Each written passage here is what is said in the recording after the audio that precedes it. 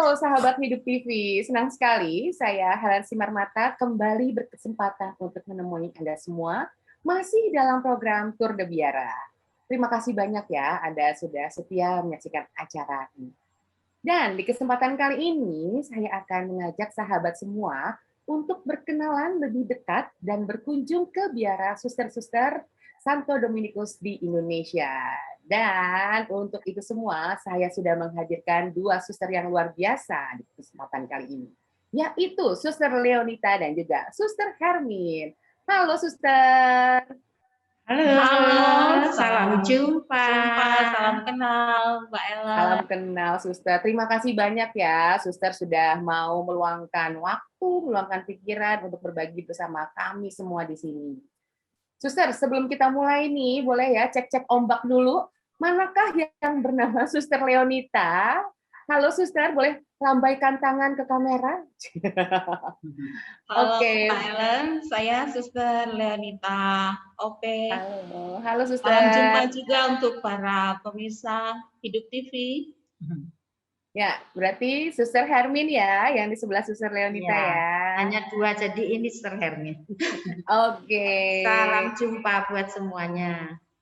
Terima kasih loh sekali lagi ya Suster, saya sangat mengapresiasi dan sangat berterima kasih karena sudah diberi kesempatan untuk mengenal lebih jauh tentang biara atau tentang kongregasi ini. Nah, supaya lebih jelas nih Suster, dan supaya sahabat Hidup TV yang saat ini sudah menonton acara ini, boleh nggak Suster memberikan penjelasan kepada kami semua, mungkin tentang sejarahnya atau tentang perjalanannya, sehingga kemudian bisa ada di Indonesia. Silakan, Suster. Saya berikan kesempatan ini untuk Suster. Terima kasih, Mbak Baik, Ellen. terima kasih Mbak Ellen.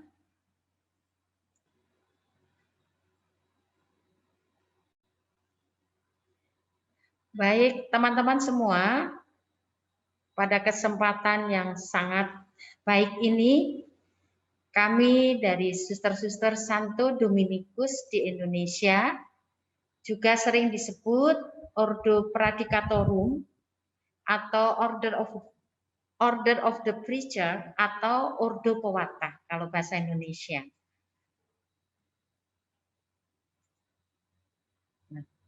Santo Dominikus de Guzman adalah pendiri Ordo Pewata atau pendiri kami.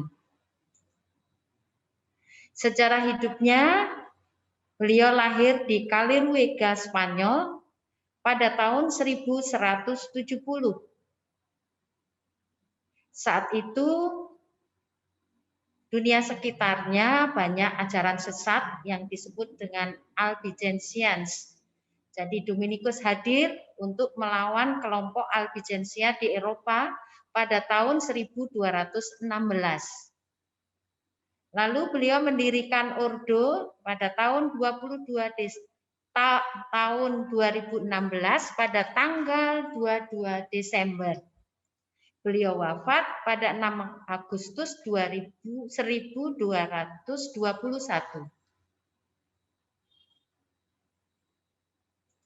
Ini sedikit gambaran dari sejarah Dominikus. Perjalanan kongregasi ini, ya, lihat saya sudah terangkan yang sebelahnya. Santo Dominikus itu lahir 1170, lalu mendirikan kelompok biarawati yang pertama, yaitu Ordo Kontemplatif. Lalu tahun 1216 beliau mendirikan Ordo untuk para imam.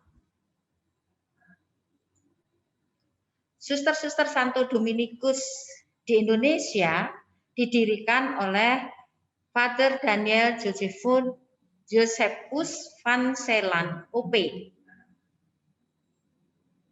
Hadir di Indonesia pada misi pertama pada bulan September 1931 di Cilacap. Kemudian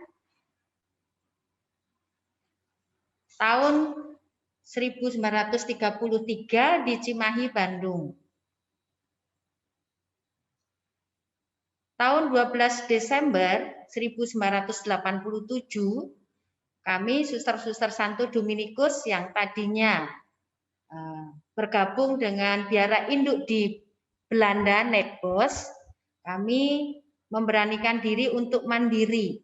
Jadi lepas dari kongregasi induk di Belanda pada tanggal 12 Desember 1987.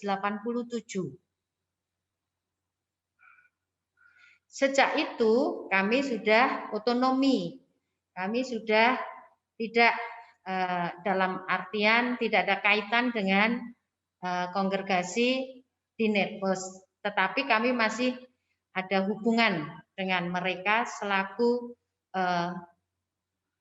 biara induk kami yang pertama. Karya kerasulan para suster OP Indonesia berkarya di Indonesia di 7 keuskupan, yaitu Keuskupan Purwokerto, Keuskupan Surabaya, Keuskupan Larantuka, Keuskupan Pontianak, Keuskupan Agung Jakarta, dan Keuskupan Agung Semarang. Juga kami ada di Keuskupan Bandung, di mana induk biara kami ada di sana.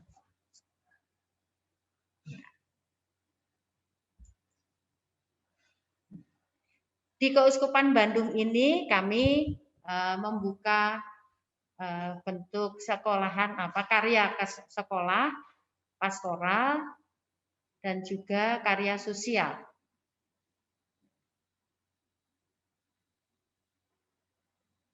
Sekolah kami ada dari TK sampai dengan SMP yang dikenal Santa Maria, Santo Mikael. Lalu ada Panti Wirda Caritas.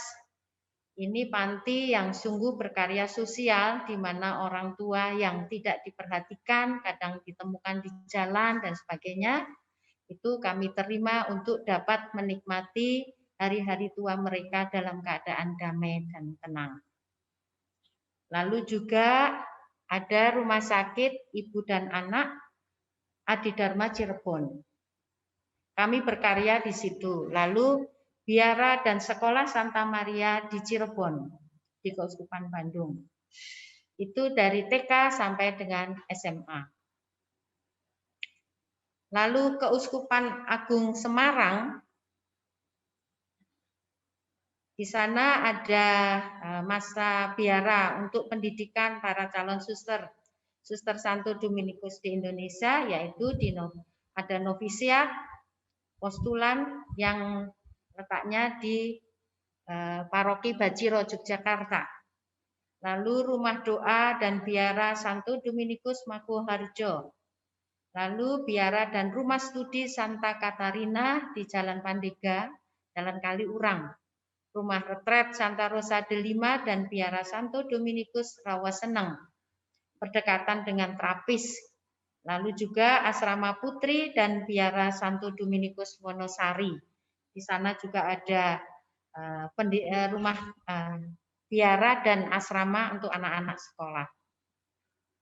Di Keuskupan Agung Jakarta, rumah pemimpin kami ada di Pejaten, yang berkarya, para susternya di sana berkarya di Seminari Wacana Bakti dan Sekolah Strada Pasar Minggu. Lalu juga membantu di KWI dan Nunsiantura. Yang kedua, biara Santo Dominikus Lenteng Agung dengan para suster yang berkarya di Pondok Si Boncel dan TK Boncel.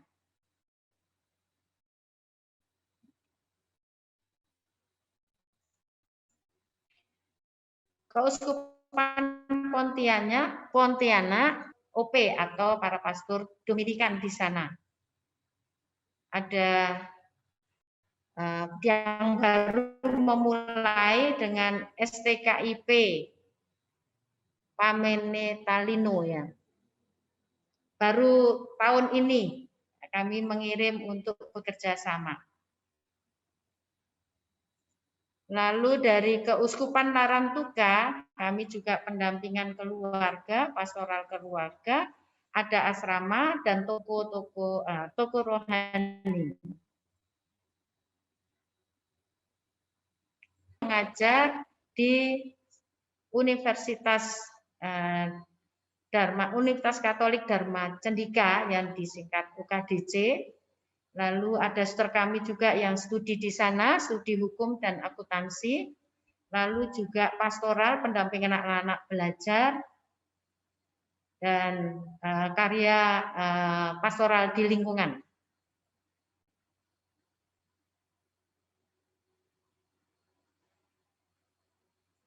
Di Keuskupan Purwokerto, kami mempunyai karya pendidikan dari TK sampai SMP. Lalu kami punya juga Rumah Sakit Santa Elizabeth Purwokerto. Dan kami juga berkarya di pastoral rumah retret milik keuskupan, tapi kami yang diberi tanggung jawab di sana yaitu Rumah Retret Hening Gria Baturaten.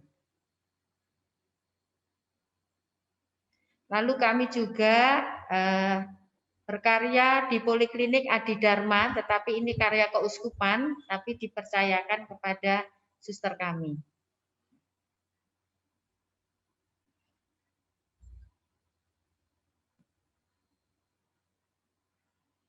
Demikian mungkin sekilas karya-karya yang ada yang kami lakukan untuk para suster yang diberi tugas baik di karya pendidikan, karya sosial pastoral, juga karya kesehatan.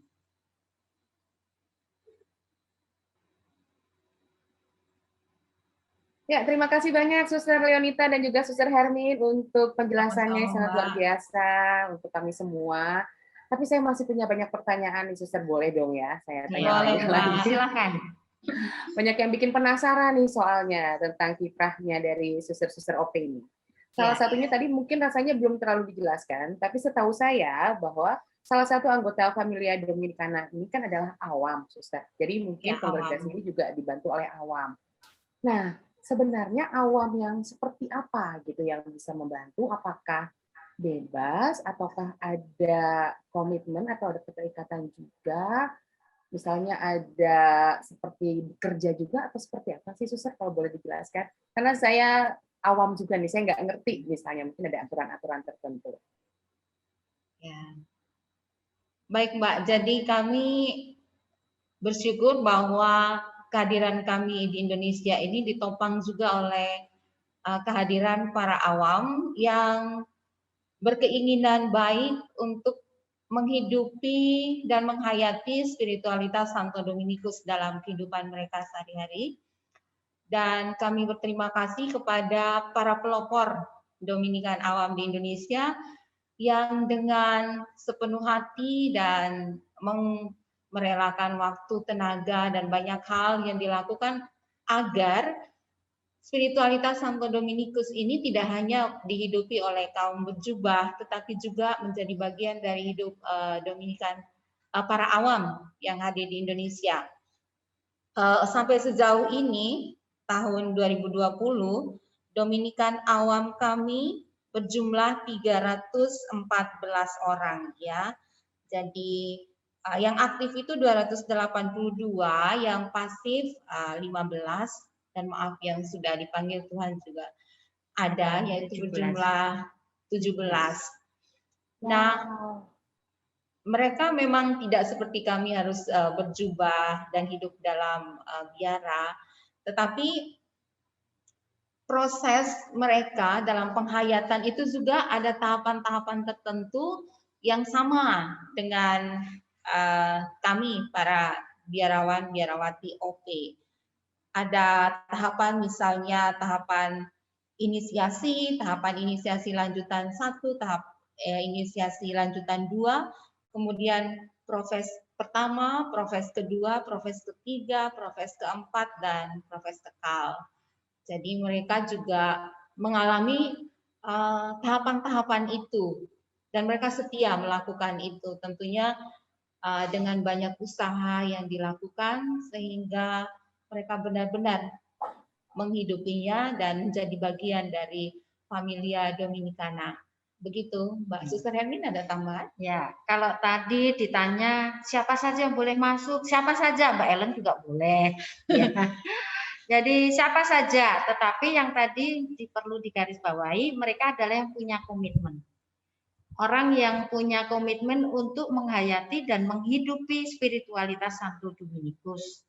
Nah, spiritualitas Santo Dominikus apa saja? Nah, kami menghidupi 4 pilar, termasuk adalah studi, itu penting, karena kami Ordo Pewarta adalah pewarta kebenaran. Jadi untuk mewartakan yang benar, kita perlu studi sebanyak-banyaknya. Salah satunya adalah studi tentang kitab suci. Jadi jangan sampai kita melawan kelompok yang zaman Dominikus yang disebut kelompok Albigens itu, ya kita hanya dengan pakai akal otot saja, tapi juga harus dengan ilmu, akal, budi kita. Maka itu perlu belajar untuk melawan itu. Jadi sampai sekarang pilar studi menjadi penting bagi kelompok Dominikan untuk bisa mewartakan kebenaran, terlebih kebenaran akan kasih Allah dan keselamatan Allah, kebenaran melalui belajar banyak tentang kitab suci. Itu. Oke. Kalau pembedanya apa, Suster, dengan biarawan dan biarawati? Apakah tetap harus terlibat juga? Apakah tidak tinggal di biara? Mungkin ada 1-2 perbedaan yang signifikan ya. awam dengan biarawan atau biarawati. Ada, Mbak Ella, mereka tetap tinggal di rumah masing-masing, berkeluarga, tapi juga ada yang karya, ada banyak mereka punya pekerjaan masing-masing, tetapi ada waktu-waktu mereka harus berkumpul.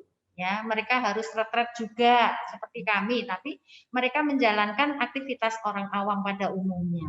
Dan biasanya mereka ikut berdua-dua, suami istri begitu.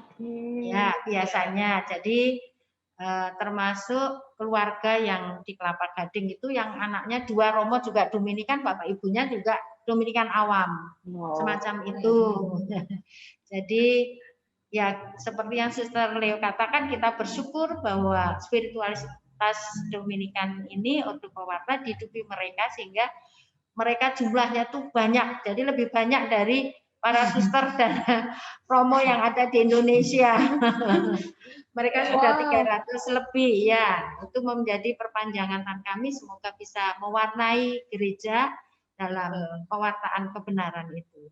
Amin. Nah, awam Dominikan ini hanya ada di Indonesia atau ada di kongregasi lain yang di luar negeri juga, Suster? Oh, itu justru munculnya ya dari Dominikan Laity. Dominikan awam di seluruh dunia ada. Dan ada strukturnya juga. Ya. Ada strukturnya, ada ya master jenderalnya yang di Roma. Jadi mereka bertanggung jawab di sini di bawah dampingan para pastor OP, tetapi juga suster OP ikut ambil bagian, memberikan mungkin refleksi, retret dan sebagainya, tetapi terutama pastor OP yang mendampingi, tapi mereka punya pemimpinnya di Roma. Jadi ya kalau pertemuan internasional Dominika Familana memang untuk mereka-mereka yang sudah kaul kekal. Dan perwakilan dari Indonesia bertemu dengan perwakilan dari negara lain. Jadi mereka ada pertemuan secara internasional. Justru jumlahnya jauh lebih banyak dari kami yang di Indonesia. Jadi Filipina terutama itu Dominikan awamnya banyak sekali. Di sana mayoritas memang Filipina itu kelompok Dominikan yang mendominasi para pastor Dominikan dan suster. Ya. Oh, tapi luar biasa sekali ya, Suster ya. Sesuatu yang sangat kita syukuri bahwa kemudian ini menjadi hal yang ternyata menarik juga bagi awam-awam kita gitu. Iya, betul. Dan semoga jumlahnya bertambah terus.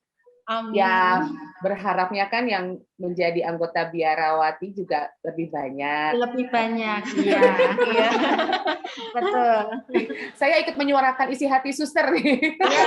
Ya, terima kasih nih. Mudah-mudahan didengar semuanya ini. Nah, Suster, tadi sempat juga disinggung soal hubungan dengan kongregasi internasional, walaupun tadi masalah untuk awamnya, ada master jenderal dan lain sebagainya. Kalau untuk kongregasi dari suster-suster Santo Dominikus di Indonesia sendiri ini kan tadi dikatakan sudah mandiri dari tahun 1987 ya, Suster ya. Nah, mandiri itu tadi lepas, jadi secara administratif itu sudah tidak ada kaitannya sama sekali ya, Suster, sudah mandiri. Tapi untuk kemudian pertemuan atau relasi apakah masih ada, Suster? Masih, ya, masih. Jadi kami masih memberikan informasi, khususnya kalau ada yang meninggal, itu kami bisa korespondensi, memberitahu. Lalu perkembangan di Indonesia, mereka juga sebagai saudara tua kita, itu kadang-kadang ingin tahu banyak bagaimana perkembangan selanjutnya. Meskipun sih suster kita yang di sana sudah semakin sedikit ya, sudah banyak yang tua lanjut usia dan yang muda sedikit sekali. Jadi mendengar perkembangan di Indonesia, mereka juga sangat senang mendengar itu. Jadi kami masih terus berelasi. Kalau ada suster yang Belanda meninggal atau ada pimpinan baru, kami juga ikut di sini mendoakan, ikut juga mensyukuri. Jadi masih ada relasi seperti itu. Baik, oke Suster, rasanya untuk perkenalan mungkin saat ini sudah cukup dulu, soalnya saya sudah tidak sabar ingin mengajak sahabat Hidup TV untuk melihat secara langsung tapi virtual ya Suster. Iya, saat ini masih virtual dulu ya kawan-kawan, dan Suster Leonita dan juga Suster Hermin dan juga teman-teman biarawati di kongregasi Suster-Suster Santo Dominikus di Indonesia sudah mempersiapkan kunjungan virtual yang sangat baik untuk kita semua. Yuk kita saksikan sama-sama. Mari.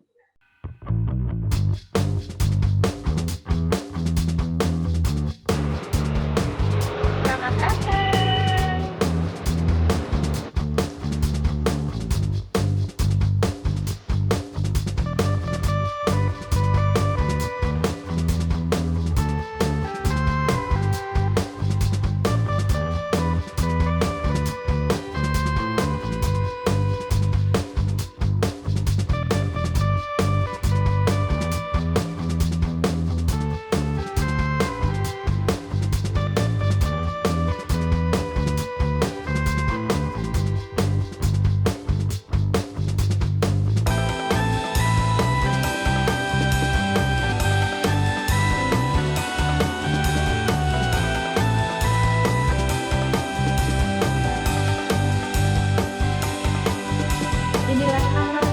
Tempat di mana kami menerima para tamu yang datang ke biara.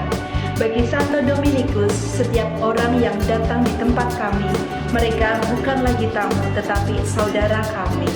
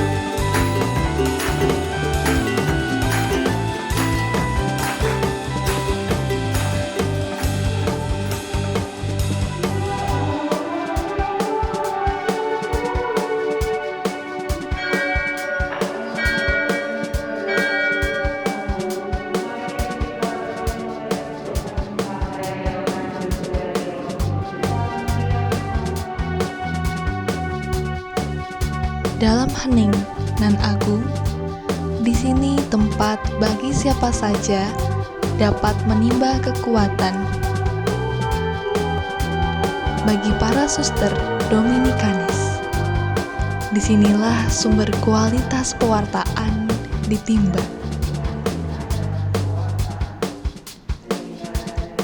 Di mana suara Tuhan terdengar oleh suara hati yang terbuka dalam doa.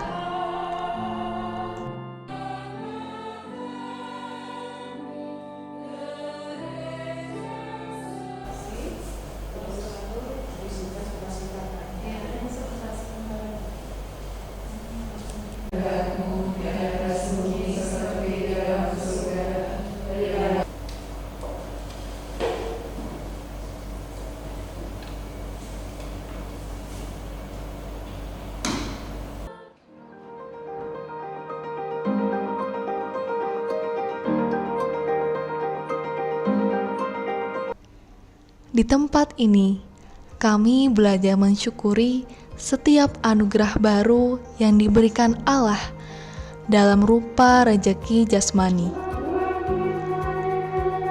Dari tempat ini pula kami belajar saling berbagi kasih di antara kami. Dari ruang yang sama, kami memperoleh kekuatan jasmani yang cukup untuk pergi dan berbagi kebaikan dan kasih dalam tugas perutusan.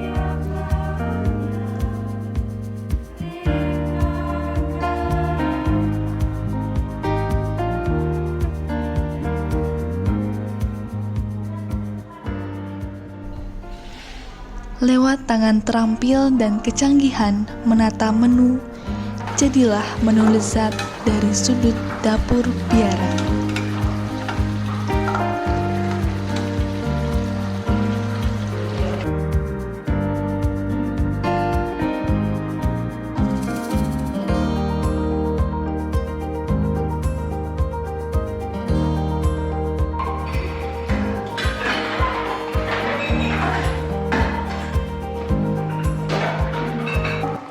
Inilah tempat cuci piring. Di sini kami harus belajar hening. Kenapa harus hening? Karena kami harus selalu dalam suasana doa. Di sini mengibaratkan dengan mencuci alat makan, kita juga menyiapkan diri untuk pertobatan.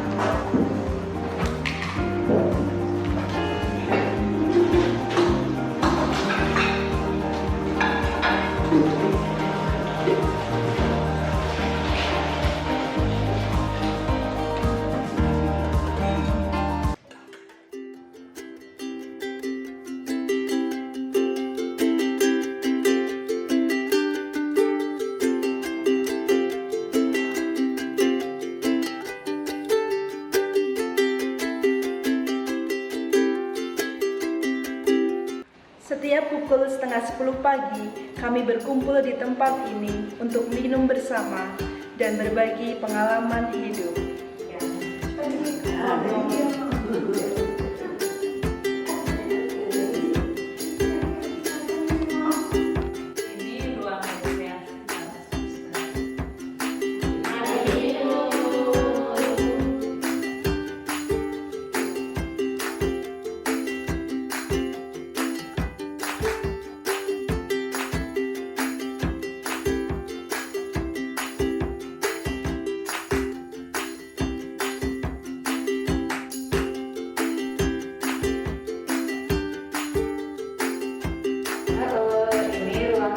komunitas kami.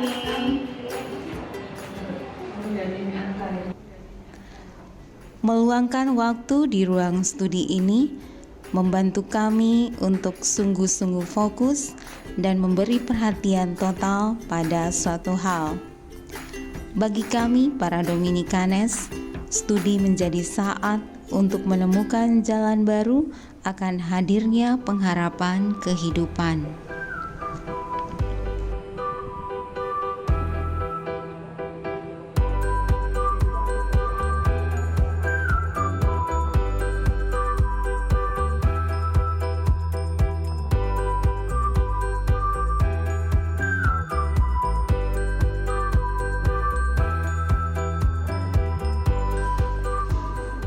Tempat yang disebut sebagai klausura, tempat khusus untuk privasi para suster.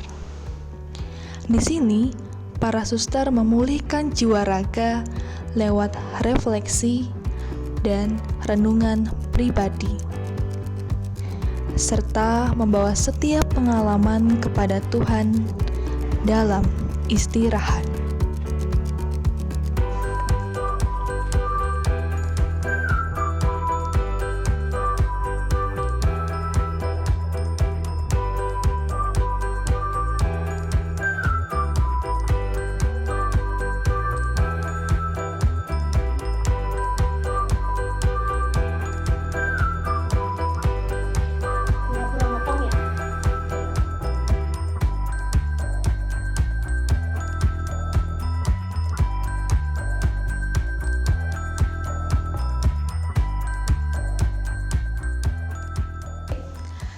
tangan-tangan terampil di ruang ini berkarya dengan cinta untuk menjahit baju kebiaraan kami.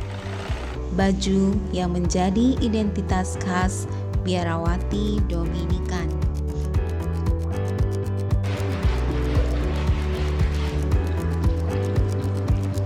Di tempat ini adalah proses di mana para suster mendapat busana kebiaraan yang bersih dan rapi, agar menjadi lebih pantas untuk berjumpa dengan Allah dalam pewartaan melayani sesama.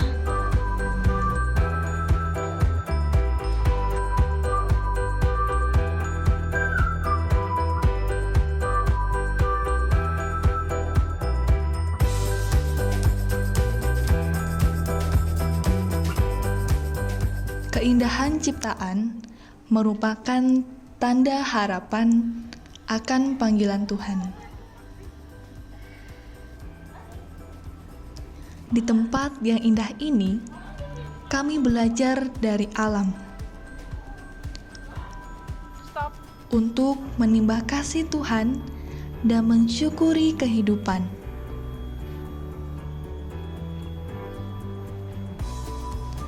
Dengan merawat dan menatanya, alam lingkungan pun menjadi sumber alis tradere, sarana pewartaan kemuliaan Allah.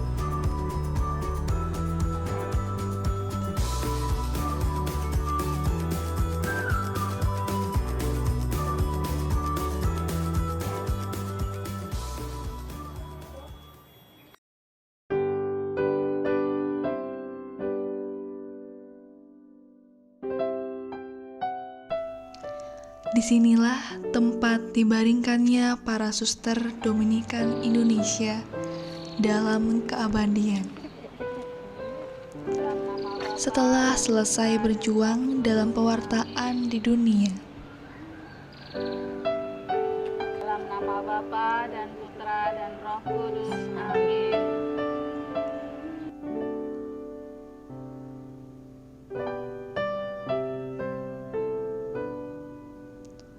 Tempat yang menjadi gerbang untuk bertemu dengan Sang Pencipta.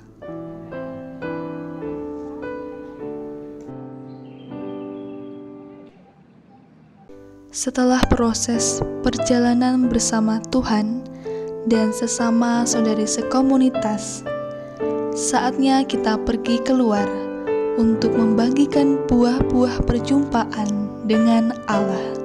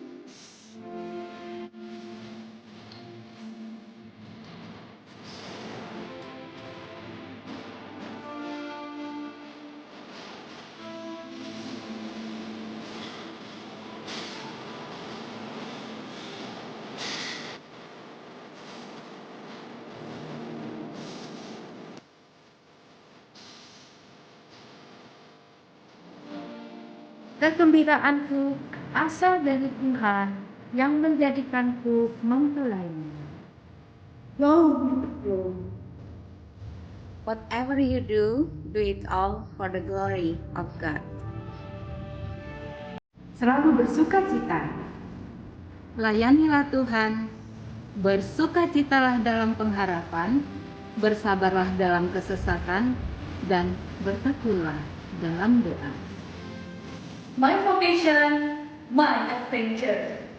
Laudate Benedicere Predicat.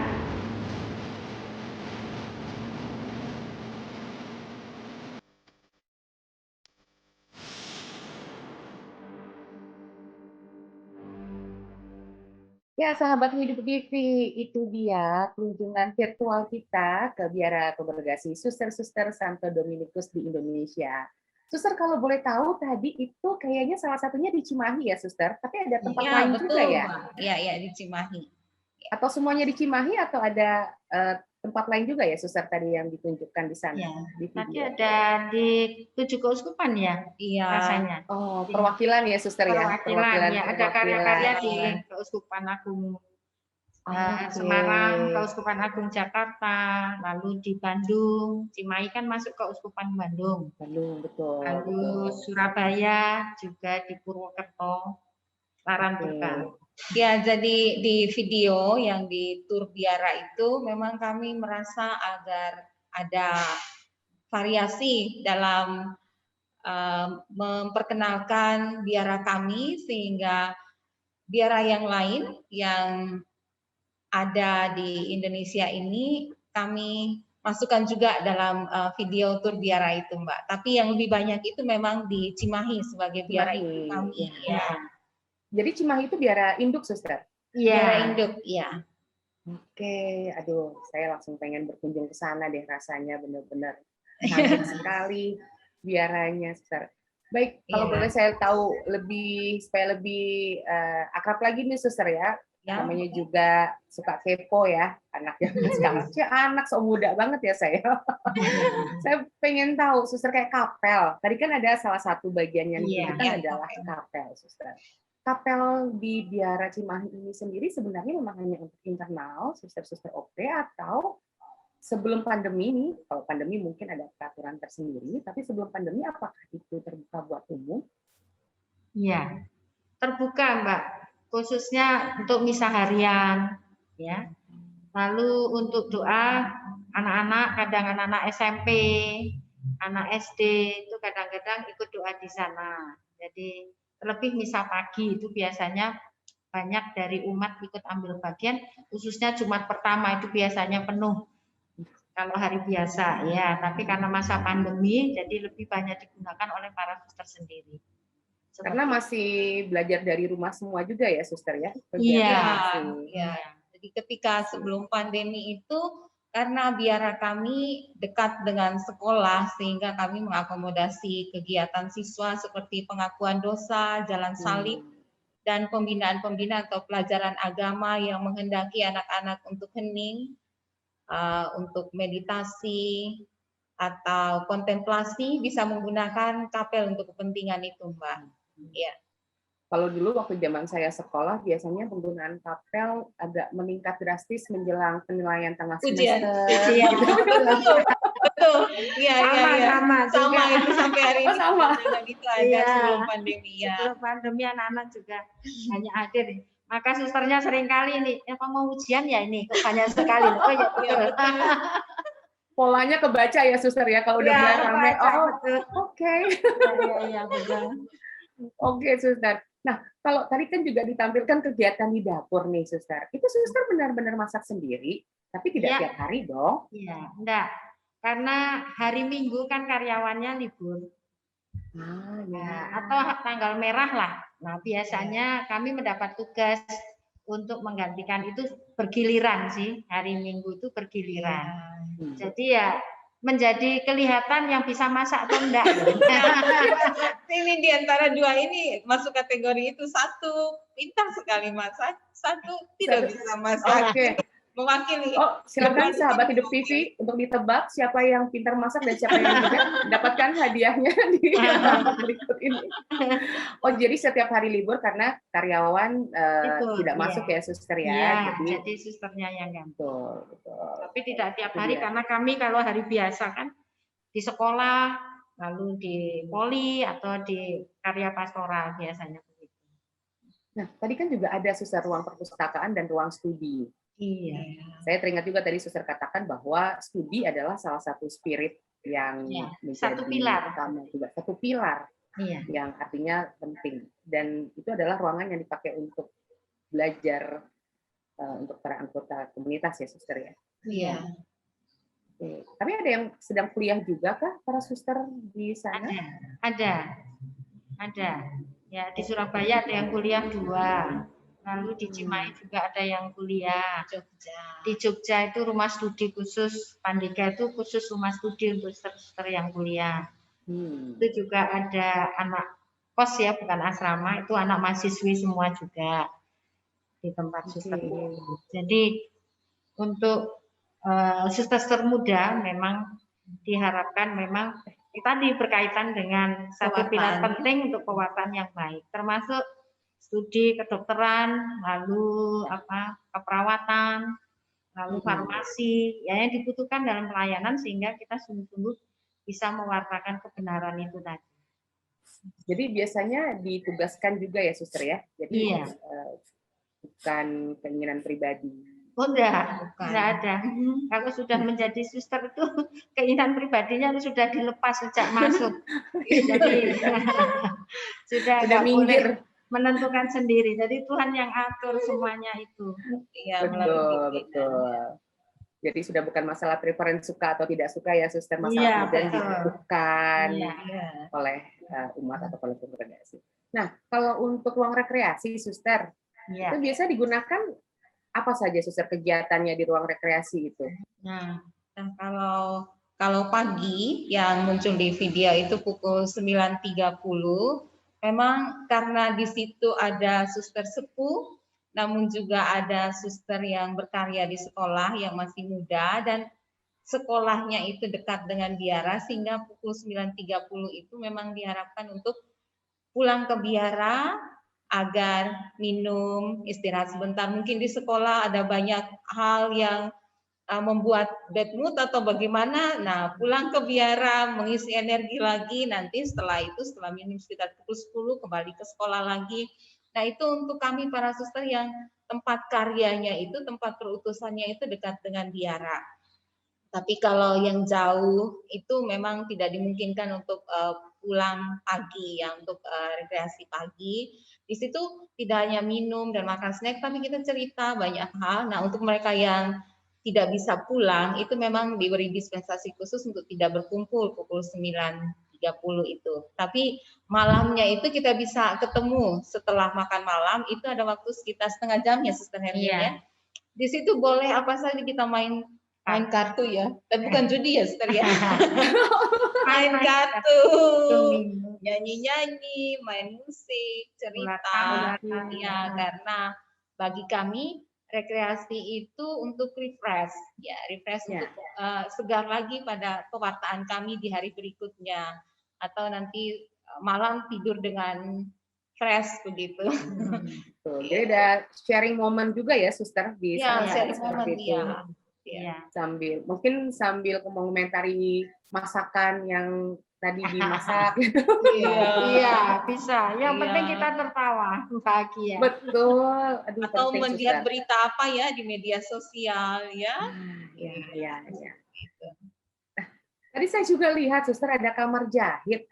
Itu di Cimahi, suster. Iya. Itu menarik sekali.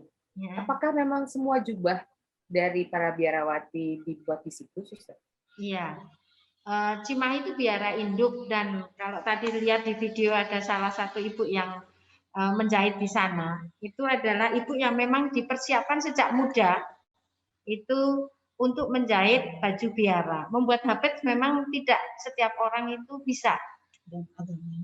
Dan namanya Mbak Partina tadi itu dididik oleh suster Belanda guru menjahit itu sungguh-sungguh secara teliti, detail untuk menjahit baju biara para suster, dan dia itu muslim. Jadi ya dia muslim tapi dia tahu betul aktivitas suster di kapel untuk apa, lalu doanya seperti apa, jadi ya ada peristiwa yang lucu kalau ada suster yang sakit yang tua, dia juga seringkali diminta mendampingi, dia nyanyikan lagu-lagu rohani. Lalu susternya mendengarkan, ngajak anaknya lalu nyanyi lagi rohani, jadi susternya terhibur gitu. Tapi dia Islam dan sudah ikatannya seperti saudara lah. Jadi kalau misalnya Lebaran itu yang kami nantikan para suster muda hadir di tempat dia kunjungan dan disediakan banyak makanan itu biasanya. Jadi ya relasinya sungguh sampai sebenarnya sudah pensiun mbaknya tadi itu. Lalu tapi masih belum ada penggantinya, kita masih regenerasi lagi tapi belum jadi. Nah di tempat lain memang ada seperti di novisiat, lalu di kami juga ada, tapi itu penjahit-penjahit yang umum awam, jadi tidak spesialis baju biara. Ya memang bisa jadi, tapi memang tidak ya sebagus dengan yang memang dididik oleh suster Belanda tadi. Pada umumnya kalau kami menjahitkan ya di tempat Cimahi itu. Jadi semua fokus ke sana, menitip ke sana untuk menjahitkan. Seperti itu. Jadi sentralnya penjahit di sana. Perlu diregenerasi ya suster ya. Iya, betul. Tapi memang tapi memang tidak mudah sih. Jadi beberapa waktu itu kita sudah mencoba untuk melatih, tapi ya memang panggilan juga saya kira ya hanya menjahit baju biara. Enggak pada telaten anak-anak muda sekarang. Iya, kurang tekun. Jadi karena harus teliti sekali seringkali ya. Tapi kita akan coba untuk terus-menerus mencari penerusnya itu tadi. Ini luar biasa sekali ya relasinya, hubungannya indah sekali dengan Mbak Martina. Siapa tadi namanya? Mbak Martina. Ya. Sampai ke anak-anaknya juga. Ya, sampai ke seneng deh. Ya, betul. So sweet. Dengan relasi-relasi yang sangat indah itu, suster. Kalau ini sekarang saya mau tanya berikutnya tentang kamar suster. Tadi klausura ya suster ya. Saya pengen tahu nih lagi-lagi kekepoan tingkat maksimal ya. Kalau kamar suster itu ada aturan khusus nggak sih suster, misalnya tidak boleh memakai aksesori berlebihan atau jangan-jangan tidak boleh memasang foto keluarga atau yang kemudian berhubungan dengan pribadi, dibebaskan atau ada aturan-aturan khusus suster? Baik. Aturan khusus sih tidak ya, sebenarnya nggak boleh enggak. Tapi biasanya kalau kita sudah masuk menjadi suster, itu kan sudah arahnya itu jelas gitu. Dan kamar suster yang privasi suster itu memang boleh sih masang, tapi biasanya gambar-gambar para kudus atau biasa kalau awam yang gambar keluarga. Jadi apa yang dipasang di sana sebenarnya adalah gambar-gambar atau benda-benda yang membantu untuk lebih memperkuat panggilan. Jadi foto-foto orang yang mendukung panggilannya seperti itu. Jadi bukan hobi penyanyi atau artis yang sudah tidak lagi karena sudah dilepas ya. Jadi ya gambar orang kudus, lalu foto keluarga biasanya bapak ibu gitu umumnya ya yang dipasang, atau kakak adik yang ada itu yang begitu memberikan penyemangat dalam hidup panggilannya. Jadi biasanya tidak ada aturan, tapi suster yang bersangkutan yang menempati itu biasanya sudah seleksi sendiri.